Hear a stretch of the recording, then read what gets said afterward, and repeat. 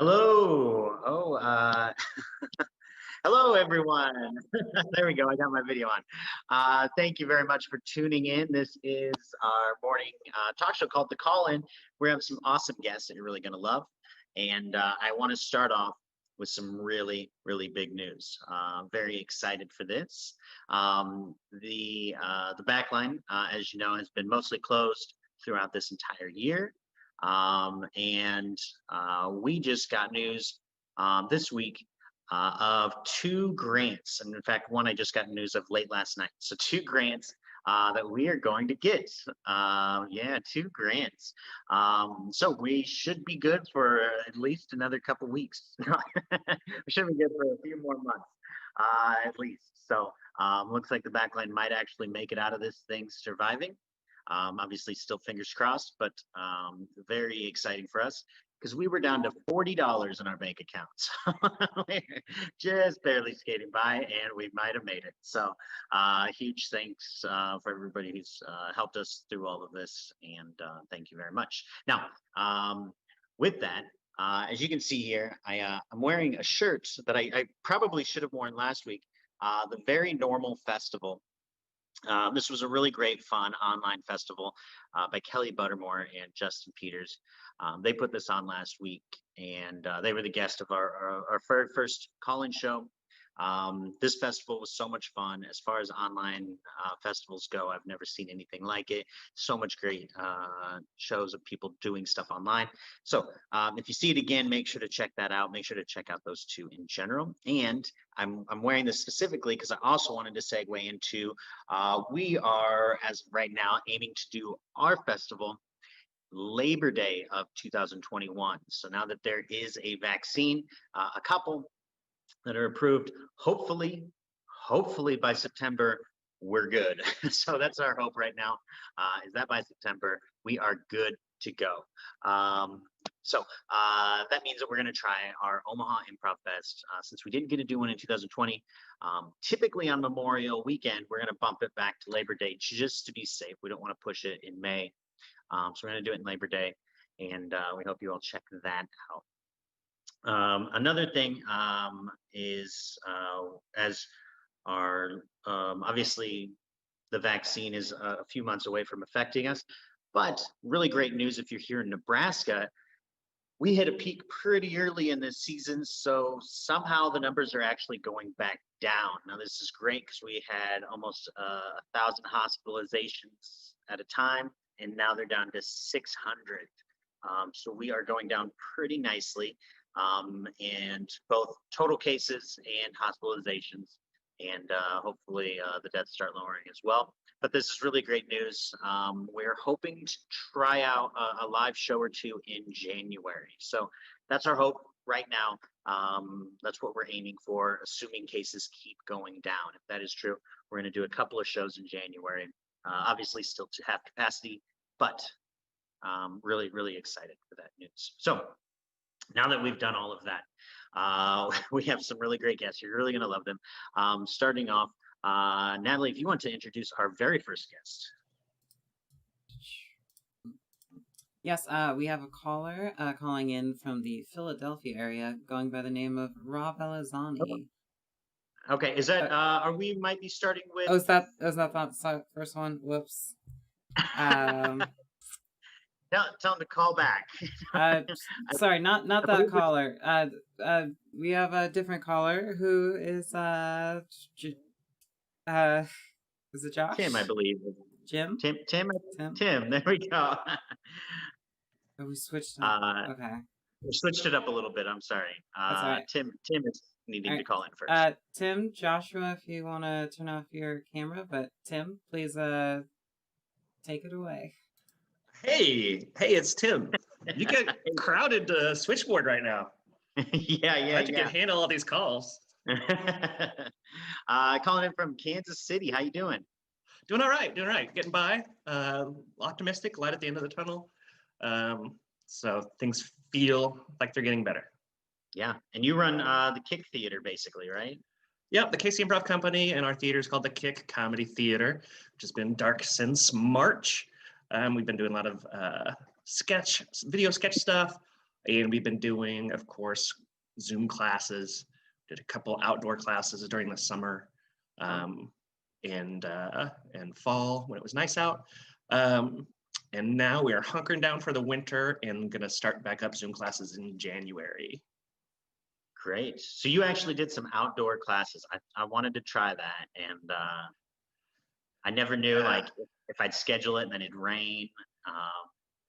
But it went well.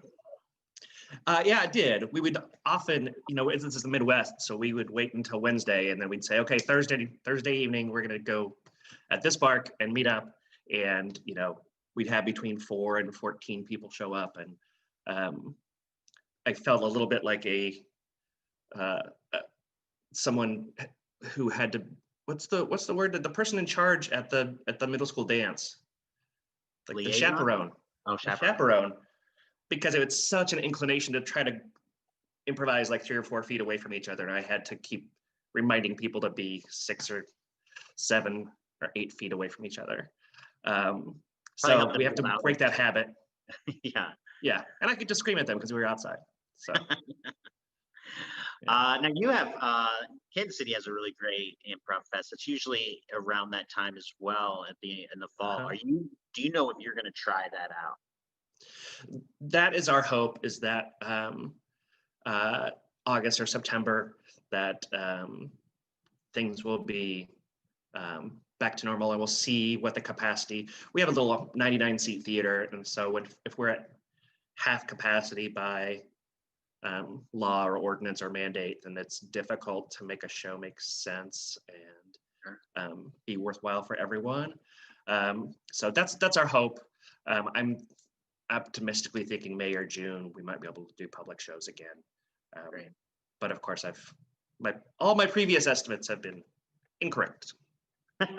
Yeah, it's been pretty tough to gauge on this. A lot of us thought it was going to be 6 weeks. Yeah. Most of the world, I think most of the U.S. thought, yeah, let's shut down for a couple of weeks. This will be fine. Yeah. But one of the bright spots is that I've gotten to do Zoom shows and classes with people from all over the country and a few foreign countries as well. And so kind of expanding reach and connecting with people that I wouldn't have otherwise been able to do that with. Yeah, this is a networking year. Yeah. That's what it's all for. Oh, great. So do you have anything that you have that's online coming up, or anything that you wanted to let people know about? We'll be announcing shortly at kcimprov.com and on our Facebook the dates and rates for we're going to do online 6-week classes, one for beginners and one for intermediate/advanced folks, at least one of each. And then if we can fill more slots, then we can have multiple classes going as well. So thus far we've been doing kind of one-off, kind of drop-in style classes, but there is a hunger out there for, hey, I want to start doing improv. I want level 1. I want a curriculum. And I think there's that for advanced folks too, and intermediate folks. Yeah, and I don't know if you've gotten, I was kind of hoping when this was all going online that we'd see more people wanting to like learn from other communities, but I don't know if you've gotten a lot of people from like other cities to sign up online. We've gotten like a few people from small town Nebraska who have been like, yeah, this is finally a good chance to learn, but like outside of that, not really. I have, and it's kind of, I haven't many patterns. A couple people from Israel kind of stumbled upon my class. Someone from Chicago, but who used to live in Kansas City. Someone from LA who I knew personally, but hasn't lived here for decades. And then some contacts around the Midwest who knew of us from our festival or through friends. So. Great. We do have some folks chatting online. If you want to chat with us throughout this show, you can say hi. You can, if you end up wanting to call in yourself, you can let us know, and we'll be picking possibly one person to come on and do a call in with us. We do have some someone's birthday, and someone said, "What's up, peeps?" So not a whole lot of conversation here, but feel free to chat with us as well. And Tim, did you have anything you wanted to say before we move on to another special guest that we have? No, thanks for having me. Best luck, everyone. Stay strong. Be good. Great. Thank you, Tim. Have a good one. And Natalie, because we had a little mix up there, we will have a special guest right after Tim that wasn't in our official lineup. So, Okay. Yeah. So now we have an unknown caller calling in. great. Let's have that unknown caller. Hi, this is Darlene. First time caller. I have never listened. I just wanted to get the word out about some things. I like to be educated about the world below me and also just around me. And I saw on the website news yesterday that spiders can fly. Oh, you did, Darlene. I have to say, you look stunningly like our last caller.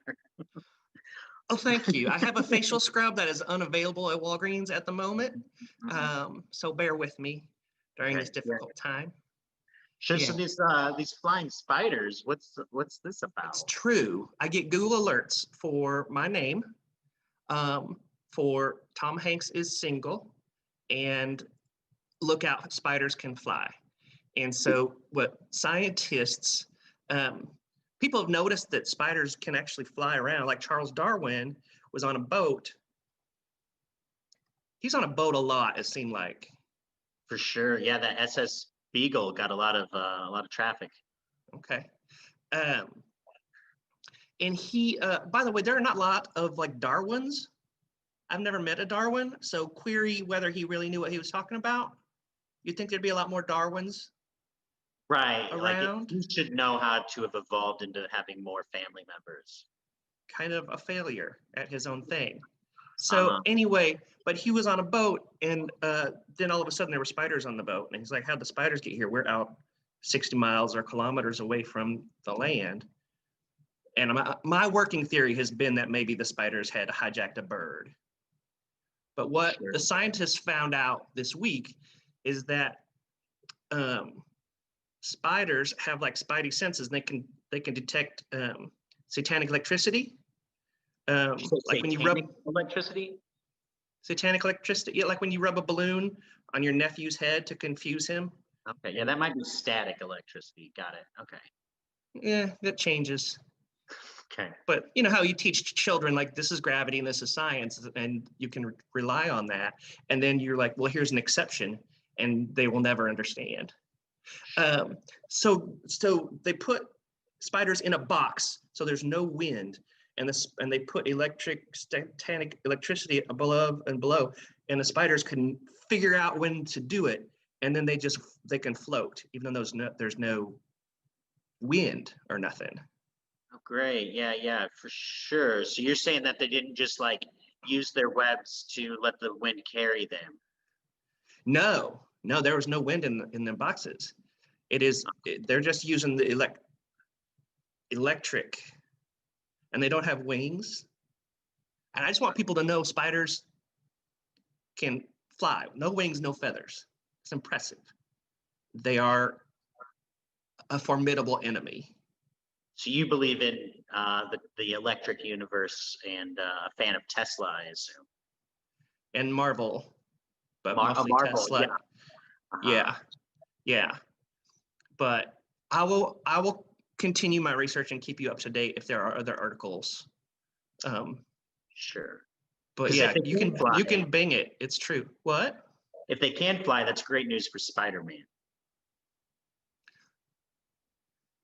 Well, maybe Spider-Man can fly if he just puts his mind to it. Maybe, yeah. Because I mean, so far he's just had to like coast. And, like, swing, you know? Yeah, kind of doing it Batman style. Yeah. Which is kind of weak. That's just a rope. Yeah, he could be doing Rogue style. Yeah. You got to harness satanic electricity. Yeah. All right. Well, Darlene, it's been really great having you. And I'm going to call all the scientists I know and let them know about your discovery. Okay. Yeah. Thank you. Darlene with 2 M's, but I will be in touch. Okay. Okay. All right. Thanks, Darlene. Yes, yes. All right. That was Darlene, or I feel like it might have also been Tim Marks. I could be wrong on that, out of Kansas City. So, Natalie, do we have any other callers? Indeed, we got the other caller back, Rob Elisiani from Philadelphia area, who wants me to plug Study Hall Holiday Edition on December 23rd. I'll drop the link in the chat. Thank you. You're on the Hello. air. Hello, greater Omaha area and the world at large. Yes. Hello, world. How are you doing, Rob? I'm alive and healthy and employed. I cannot complain. Great. Rob, one of the funniest dudes we've had here at this festival. I absolutely love you, and you were a great host when I came to Philadelphia. Thank you. Yes. My wife and I have actually recently moved just across the river to New Jersey, where I grew up. So I'm now living that suburban life and a little more room. I have a parking space that I can count on every day. And but it's still like 15 minutes to get into the city. It's not bad at all. So that's why I put Philadelphia area, just in case anyone wanted to really call me on that. How you been during this? You've had a few shows that you've been doing and stuff. I've been doing I've done a couple things I did a show for some friends in Atlanta. I've done a couple with y'all. And then I've been doing mostly this study hall show, which is a show where we get college professors or otherwise experts in their field to come on and give like TED Talky lectures about a subject of their choice or based on a theme of that episode. And then a group of really talented improvisers do scenes based on that. We've been doing it forever live back in the before times. And then we've been doing it digitally on Zoom since March. So we've been having at least monthly shows with that. And it's been really, really fun. Good turnout. Great shows. So that's really been it's really like the only improv that I have has been that. It's been pretty quiet in Philadelphia. There's not much to speak of other than that. Couple independent shows have been popping up and it's been a cool opportunity for people just to kind of like throw something out there and see if it sticks. A lot of themed Quizzo nights hosted by very funny people that have been fun to do. So Now, we shall see. I don't know if I can call you out on this publicly or not, but hopefully Please do. not. You had said that you were doing some Dungeons and Dragons show or like groups. Was that public Yes. shows? No, that was just a group of funny people that were playing D&D over Zoom. We never made them public. I had to retire my character because I have been working in person this whole time. I work for the local transit authority for the train company that goes back and forth between Philly and South Jersey. So I've been going in one form or another the entire time. And in the beginning, it was like once a week, and I could go in on Sunday nights and just get everything that needed to get done that couldn't be taken care of at home. But as ridership increased, I'm like 4 to 5 days a week now. Usually I don't go in on Fridays, but other than that, I'm in Monday through Thursdays and making sure everyone's safe on the trains because, ridership has steadily increased since its lows back in the spring, and which is good. People seem to be doing the right thing. Yeah. So hey, now you said I think I'm connecting some dots here. You had said that you were in Jersey now. So is that and the train you went from Philadelphia to Jersey? Did you just take the train and go like where it goes to? I said I want to move wherever this train ends. And I just, over the course of several trips, just put boxes on the train. And I didn't have to hire any movers. So that was nice. But, my boss was upset that I was kind of taking advantage of the system as he said it through shouted words. That didn't really. Back onto D&D, it's something that I have been wanting to do. As a kid, I never wanted to do that for whatever reason. And now that I'm an adult and all my improv friends do it, I have been wanting to join. And now it's like with online stuff, everyone already has their groups. Like no one seems to be forming new online D&D groups. No one wants their group. So yeah, I was kind of the same way. I grew up and I always played like I played Magic the Gathering a lot when I was growing up, but D&D was always the bridge too far for my mom, who kind of went into that like satanic panic thing that was pretty big in the 80s and 90s. So when I brought it up with her, she was like, "No, those kids will kill people," and like totally bought. And I make fun of her to this day. I'm like, "Mom, you couldn't be further from the truth.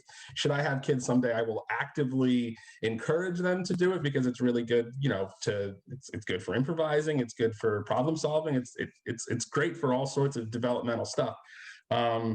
But yeah, I was playing pretty steady for a while with this crew that's still playing, but I had to drop out because things started to get hectic again professionally. So I recommend, if anyone wants to just jump in, what my buddies have been doing is you can go on Roll20. I think it's called Roll20. And it's like a free service application that you can just get paired up with people that are looking to play at the same time you are. And you can search for games that are like for newbies or for seasoned players, or, the hardest thing is always to find a dungeon master, because everyone wants to play, but no one wants to actually like run the damn thing. So I highly recommend it.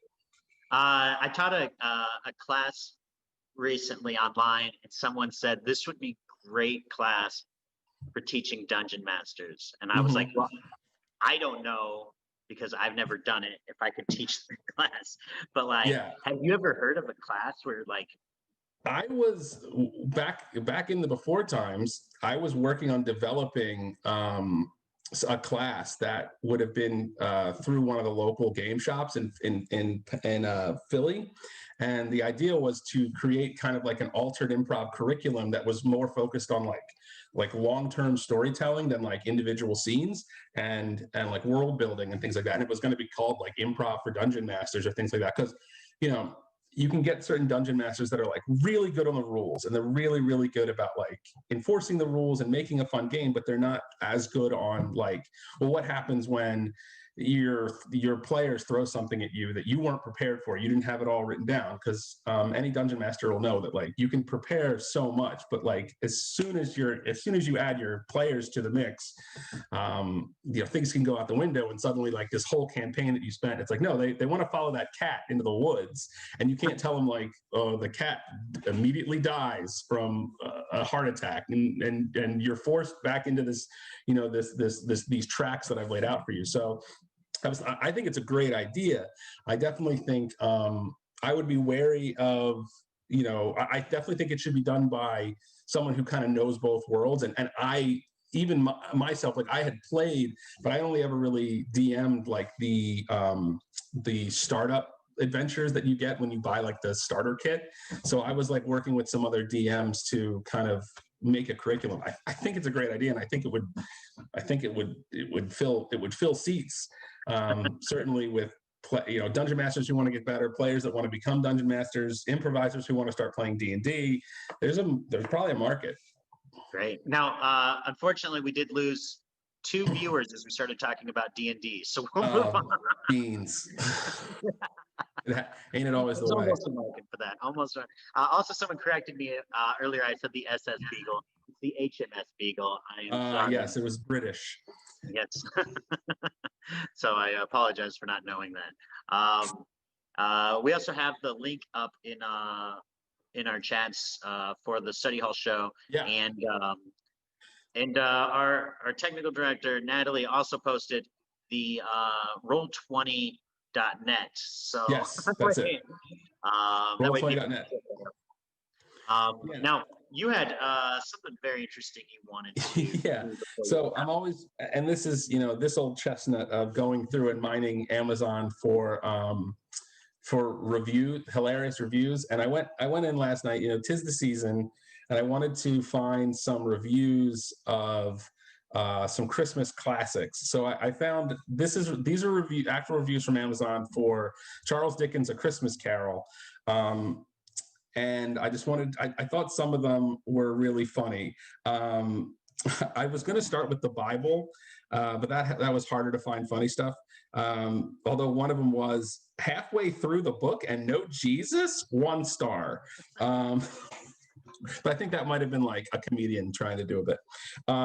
So this is Sandra Kay says it's a classic, but this book is a classic, but keep your dictionary handle handy when you read it. The author throws a lot of unnecessary, huge, uncomprehensible words to anyone but linguistics professors. And it appears he did this to make him, the author, sound educated, because it certainly wasn't to improve the flow of the story or benefit the reader's enjoyment. Sorry.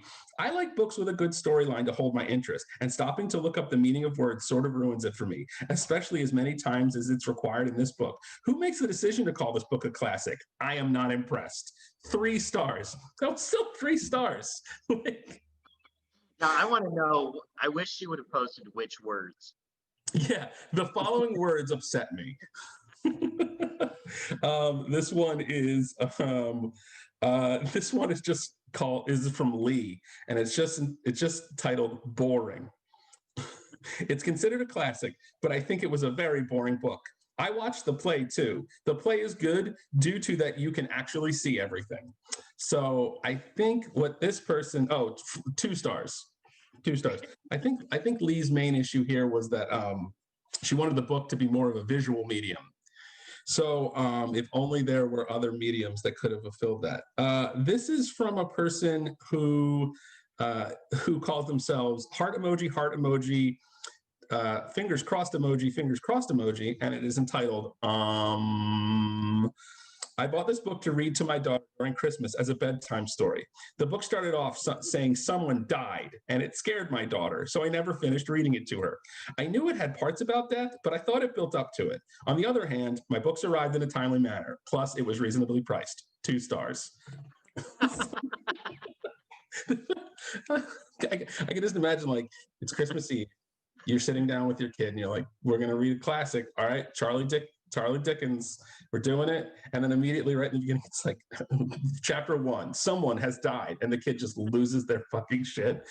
and it's like, oh my God, what did I do? I should have read not this. And then this might be my favorite. I can't tell if this is a bit or not, but this is by Chris Brown. I'm sure it's not the monster R&B artist. And it's entitled Our Hero, Ebenezer Scrooge. So starting off strong. I agree with what Michael Levin writes at a website called The Daily Objectivist. Scrooge was better at the beginning. He says, you know the ritual, boo the curmudgeon initially encountered in Charles Dickens' A Christmas Carol, and then cheer the sweetie pie he becomes at the end. It's too bad no one notices that the curmudgeon had a point at quite a few points. In fact, there can be no arguing with Dickens' wish to show the spiritual advantages of love. But was there a need to make the object of his lesson an entrepreneur whose ideas and practices benefit his employees, society at large, and himself? Must such a man expect no fairer fate than to die scorned and alone? Bah, I say, humbug. How could it be that an obscure website like the Daily Objectivist would have the most intelligent review of this book as I've ever seen? So yeah, and I hadn't heard that take before, that, Scrooge was a hero for the working class. Sounds like some socialist propaganda to me. Yeah. This is a person who really wish it was written by Ayn Rand. But yeah, I thought, you never know how. It's just good to know how the other half lives, and and that the real villain was Bob Cratchit, who just wanted to stay warm while counting other people's money. Great. It's been great having you, Rob. I hope it's you're doing been well. Always good to be here, Dylan, and I'm very happy to hear about your good news about the theater. The Backline is an incredible home for improv, and I think just an example for how you can, God willing and the creek don't rise, get through this and get out the other side and keep doing shows, because we ain't got it in Philly right now. So maybe I'll be out to do my only improv shows ever in the future. I'll just fly out to Omaha whenever I want to do a show. I can't wait to see you guys in person. Much love from the East Coast, and happy holidays, everyone who celebrates, and just have a great day for those who don't. Great. Thank you very much.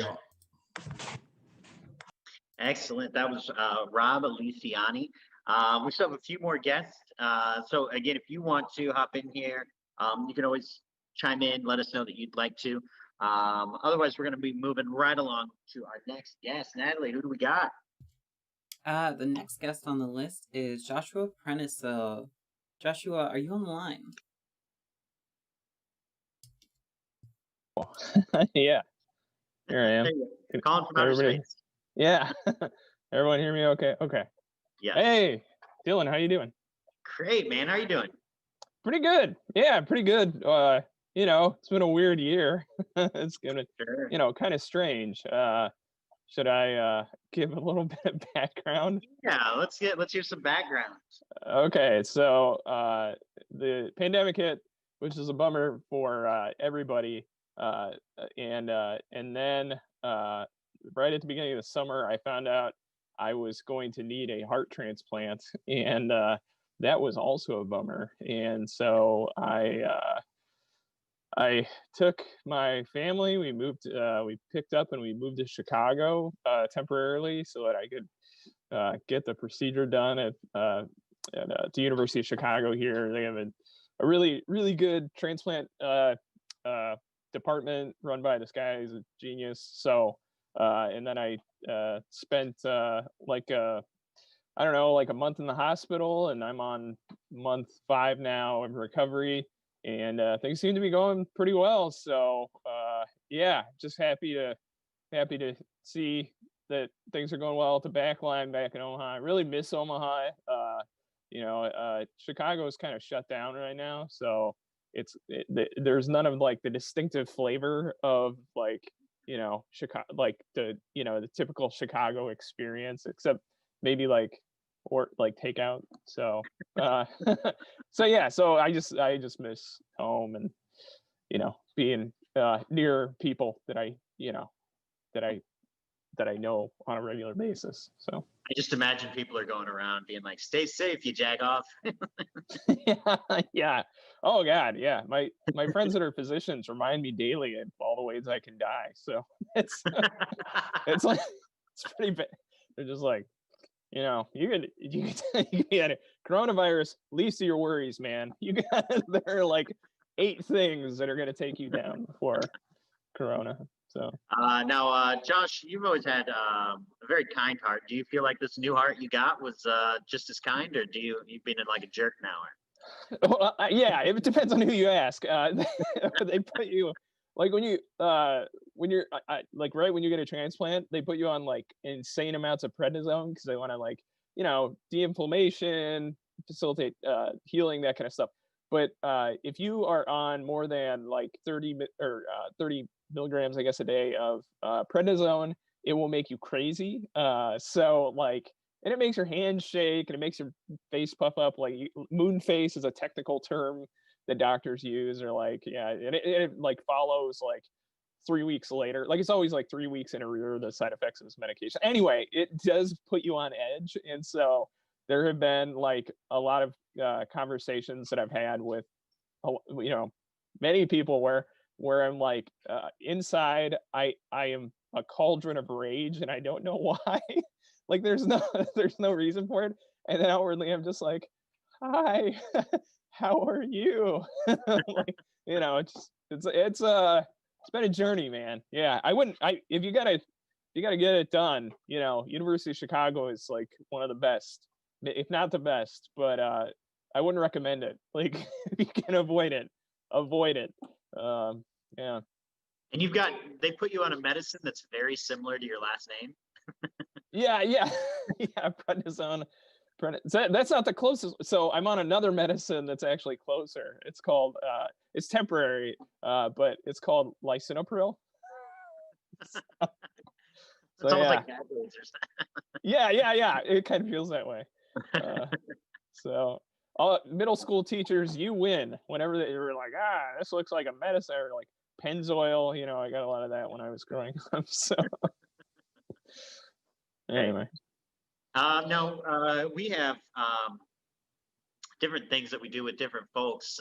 Your teacher, you teach like speech and stuff, right? At Creighton. Yeah. Well, I'm in the Department of English, but I teach a class that is it's on comedy, and I don't claim to be like like a practitioner, but from a theoretical perspective, is what I can kind of offer. So the first 8 weeks, we read theories of comedy from philosophy, sociology, rhetoric, anthropology, psychoanalysis.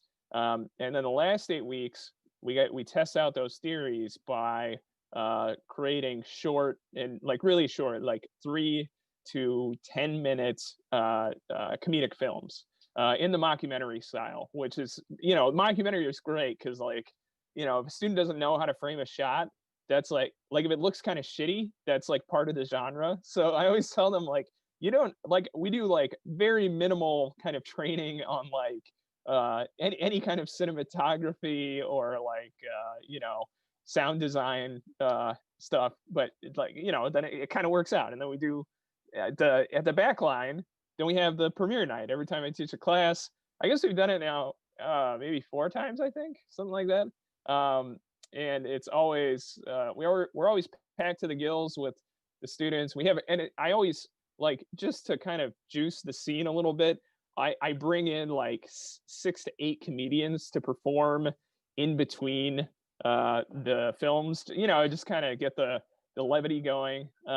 And this last time, man, everybody that was like, there was not, I don't think there was a joke that didn't like kill in the last time we did it.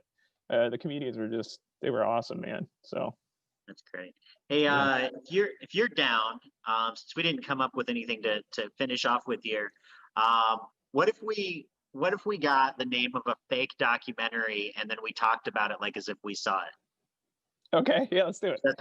If someone could give us the name, type it in the chat, the name of a fake documentary, one that does not exist, and hopefully let us know what it's about even.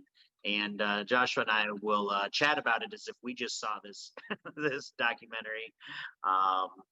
And you can type it in whether you're watching Facebook, Twitch, maybe even YouTube. People don't usually watch us on YouTube, but you can, however it is that you're watching us, go ahead and just type that in, and we'll chat about that before you head out here if you still got time, right? You still got a couple minutes. Great. Yeah, for sure. And do you know when you'll be moving back yet, or do you know if you are? So yeah, the doctors are starting to talk in that direction, so I might be able to come back in the new year. So that's pretty exciting, man. How soon? In the new year, like maybe like January, February. Oh, Yeah. Great! Yeah, it's very soon. Okay. Yeah, I do cardiac rehab 3 days a week, and they're like these 20-year-olds that are like former soccer players and volleyball players, and they just kick my ass every time. Like, it's awful, man. I like, don't get out of shape. That's or if you're like close to 40, then just stay out of shape. Like, don't try. It's not worth it. It's too painful. Just do whatever you're doing. Someone mentioned The Greatest Little Doggy, and you remember that documentary, right? That was. Yeah. Oh, well, okay. So, spoiler alert for anybody. I thought that that the way that the dog was run over was really tasteful. Sure. Yeah, you didn't see that part of the film coming so early in the movie. Yeah, and able to fill screen time, after that first 5 minutes was amazing. I mean, the whole process of like grieving the dog and then embalming it and then getting it stuffed. I thought that it's a special demonstration of how to make a wrong right. Yeah, and they took the dog's heart and made it into a human transplant. I heard that it was for a very tiny, frail old man. Yeah, but it was just big enough, and all you need is you just got to get a little pumping going.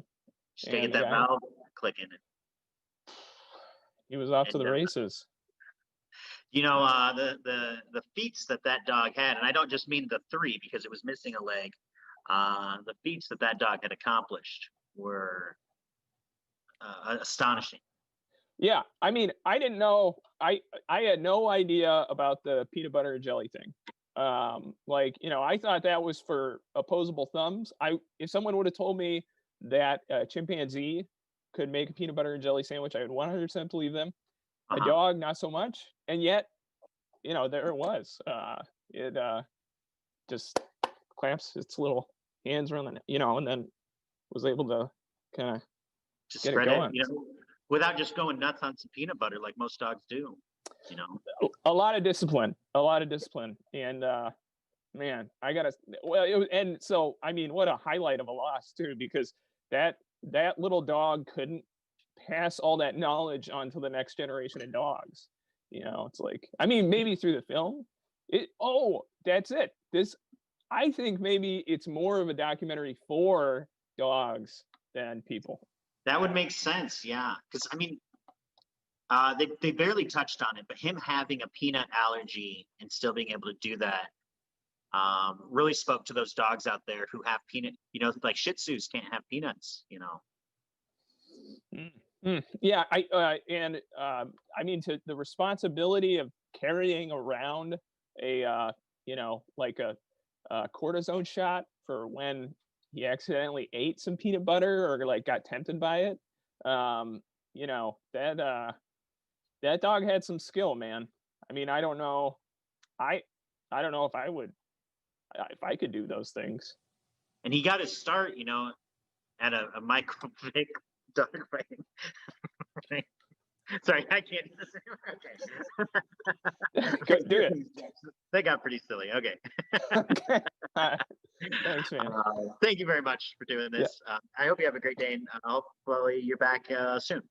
Yeah, sounds good. Okay, thanks, Dylan. All right, see you. See ya. And sorry for anybody who I reminded them of that scandal. So, no, let's move on to our next guests. Natalie, if you want to introduce them. Yes, our next guest is Ooh, you got a little Andrea cat? Morton. Yes, a local improviser from here in Omaha. So caller, you're on the air. Hi, Hey, how you doing? I'm okay. How are you? Doing great, doing great. You were just talking to my landlord, so that was cool. Former landlord or still landlord? Still landlord. He just doesn't live above me anymore until next year, I guess. Sorry. I guess I should have let you two say hi real quick. Yeah. So you're still in Omaha. I still see you here, stopping in every once in a while just to wave hi and backline and watch a show from afar. You haven't wanted to get too much up on stage yet, too often. No, I don't know why. I've just been like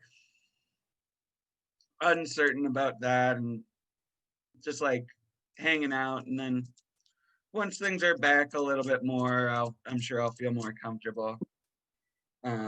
But I have such weird, inconsistent fears about coronavirus. Like, oh, I'll go to the theater, but I'm not gonna get on stage. Or like, none of it makes any sense. But I just follow my heart, like you taught me how to do with improv. Just yes and everything, and be like, that feels like too much, but I'll go to Farnham House and drink in the corner. That seems safe. Is that where you go? I occasionally go there. I haven't in a while since stuff started getting bad, but yeah. I love it. Farnham House Brewery, Omaha, Nebraska. Check it out. They're They've got a supposedly new- known for their Reubens, but I'll be honest, I'm not a big fan of their Reubens. Yeah. I don't think they make it regularly, but it was fine. I'm on a mostly meatless diet, so I eat like one meat meal a week. Okay. I had that for my meat meal, and it's like a pastrami Reuben. I don't know. I'm a corned beef person. Sure. Maybe it's because I'm Irish. I don't know. Do you you've done a couple of online shows, I believe, right? Mhm. Do you have anything that you have coming up? The only thing I've been doing lately really is I've been occasionally hopping on one of your tech producers streams, her video game streams. So if you check out twitchtv.nausicaaxl, Most nights of the week she's there, and then I'm there half of those, maybe more. It Just depends on the chatting, week. or are you playing Just games? chatting. Sometimes I play games with her, but I'm terrified of multiplayer games where I don't know everyone, because I need to tell everyone who's playing, I'm sorry, I'm bad at video games. I can't. And I'm just so terrified that some 14-year-old is gonna be like, what's this person doing? What the fuck? And I'm like, I'm sorry, I have anxiety. Please. I can't shoot straight. Um, you also kind of got your start both at maybe stand up even before improv. I don't remember which one you started doing first. I think Stand up first. Do you still plan on getting back into that once we go? I Back- do. I do. It's gonna be interesting. I don't know. So I did about 5 years of stand up until summer of 2019, where I finished with it was a one-man show at the time. It was a one-person show at the Omaha Fringe Festival. And it was just sort of the culmination of all my stand up. And at the same time, I had like some stuff happen and I got super depressed and I just stopped going and doing stand up. And I was like, I'll get back to it in July of 2020. And then and then that didn't happen. And so I'm hoping to get back. There's a part of me that's really nervous because I feel like improvisers are sorry, my employees are texting me. Improvisers are like a safer person to come out to as trans, whereas stand-ups for some reason feel less safe. I guess because improvisers have to like go with everything and like are like just nicer people. And not that there's plenty of very nice stand-ups, but there's also a lot of like joking around and like every Yeah. person for themselves stuff. So I'm nervous to see how that goes. I'm sure it'll be fine, but Sure. we'll see. Yeah, there's I think that's certainly true here. It's probably true most places between stand up and improv. Having to work with people compared to doing your own thing up on stage. Mhm. Not really a lot of kind of being held accountable for anything that you do when you're by yourself. Yeah. I've got a lot of dick jokes, and now I feel like if I do them too much, people will be like, huh, well, she only does dick jokes because it's funny. Well, you can still talk about camping. Yeah.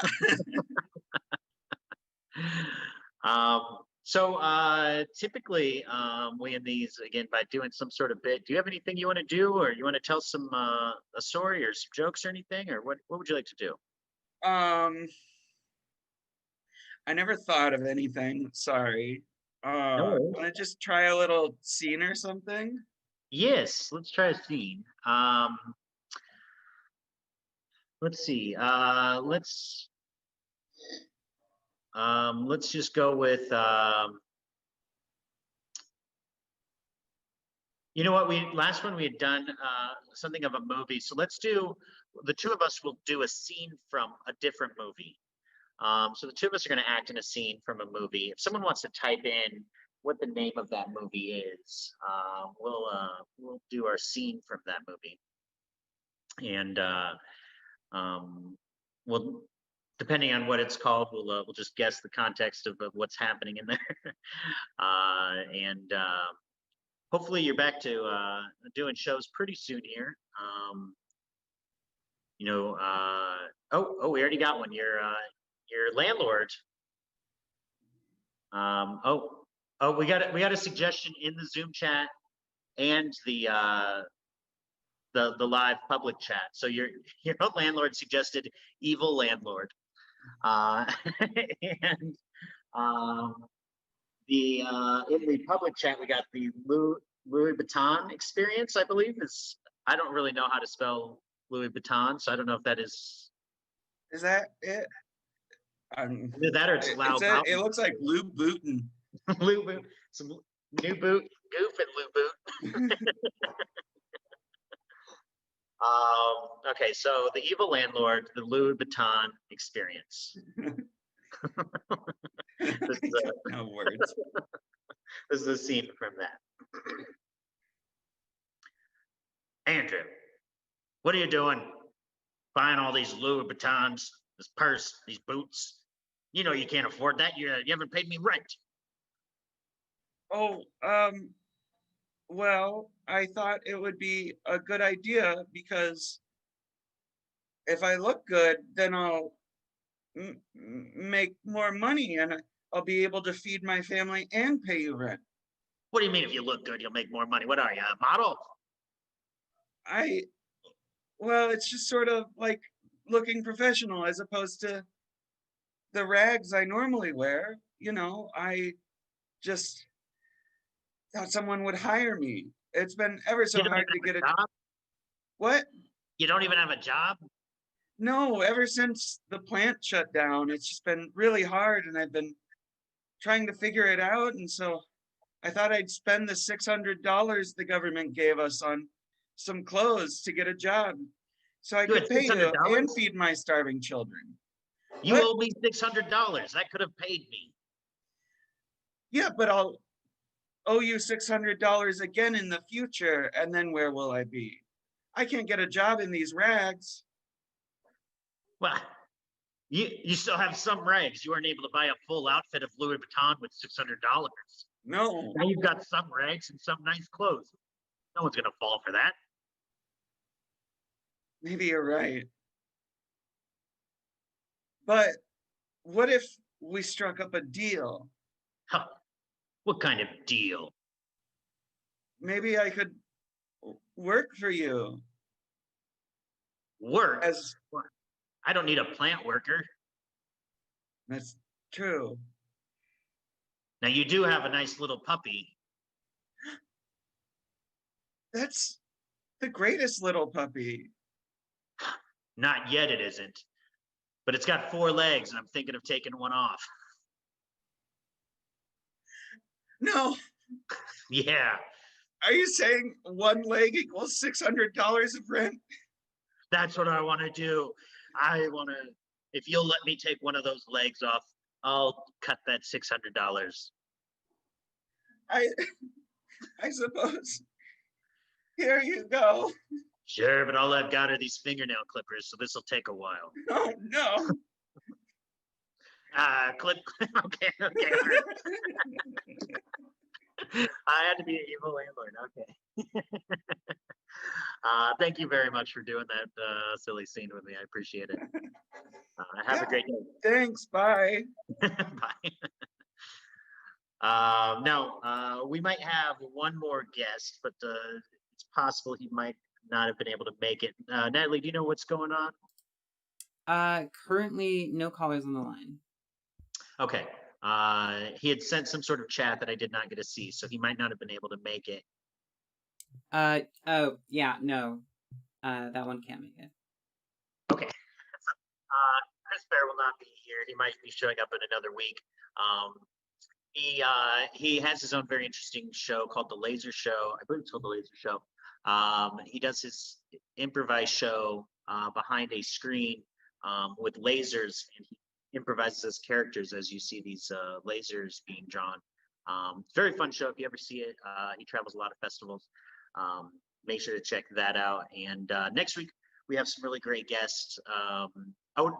Next week is Christmas, so we will not have a show on Christmas Day. It turns out we did not Aw. want to do that to people. So on Christmas Day, enjoy your day off. Watch some nice Christmas movies. Do whatever you can. If you don't celebrate Christmas, just have a fun day doing whatever. The week after that, we're going to try to do a show on New Year's Day. So assuming myself and maybe Natalie could be awake at 10 in the morning after New Year's Eve. We'll see. We'll see. We'll see if we can push ourselves through that. We have some really great guests coming up, including Trish Sullivan, who's a former alum of Backline now in Chicago, Sally Foster out of Minneapolis, and some other great people, Dana Wisson out of Phoenix. So make sure to check them out, and I will see you all in 2 weeks. Thank you very much. Have a good night, everyone. I mean, evening, day.